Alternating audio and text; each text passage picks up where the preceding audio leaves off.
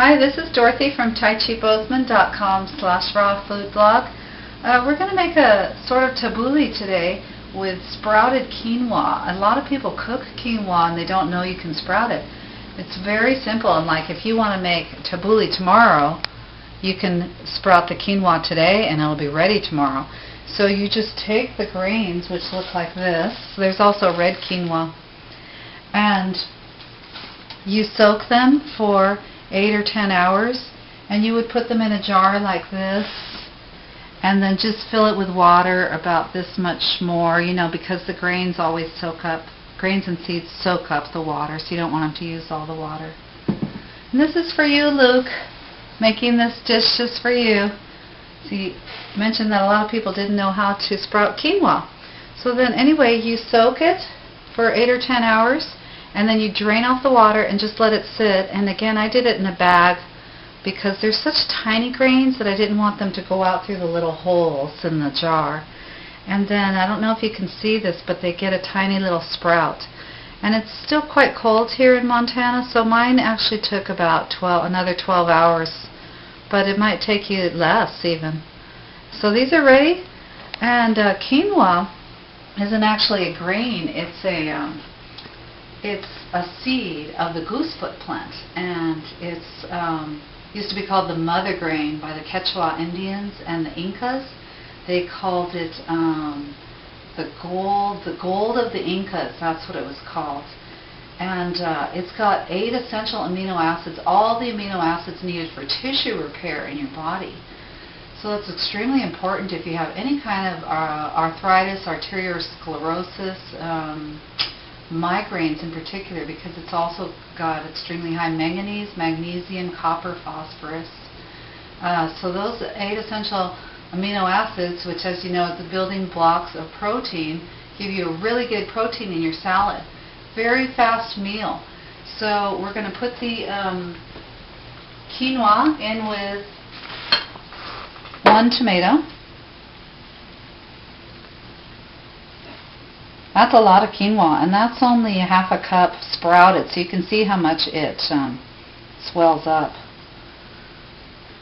And then you can dice a cucumber or a zucchini. And if you really want to make tabouli, use a cucumber. This is the zucchini. And if you really want tabouli, you could put in mint. I don't. I'm actually going to show you how it's making a different salad, but we'll put in a little bit of mint. And then this is a 1/4 cup of parsley and a clove of garlic.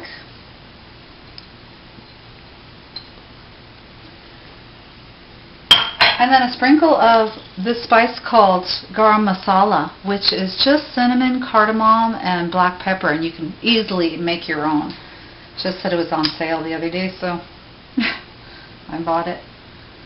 Just a little sprinkle of that. You can taste it and see how much you like. And then you stir it up, and there's a very quick and easy high protein dish for you. And it's really good.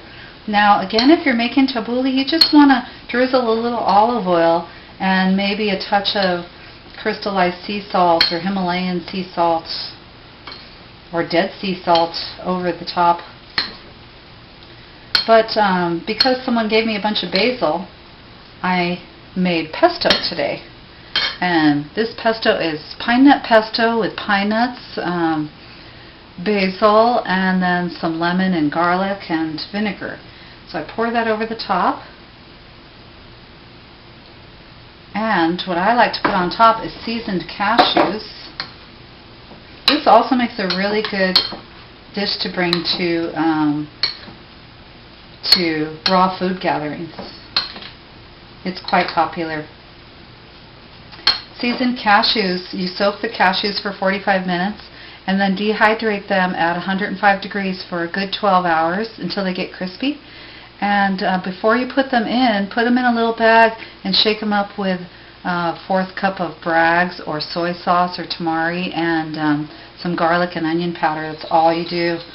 And then sprinkle them on top. And there you have a really delicious quinoa salad. You can't get this on my site at taichibosman.com/rawfoodblog, but you can get it in my ebook.